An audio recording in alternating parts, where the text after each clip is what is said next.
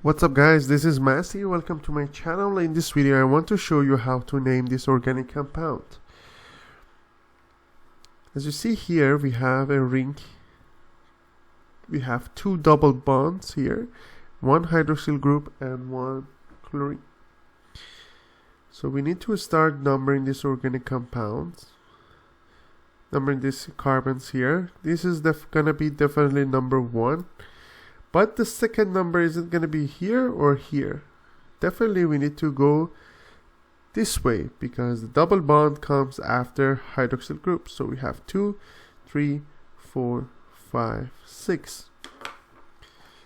So the name of this organic compound is going to be 6-chloro-cyclohexane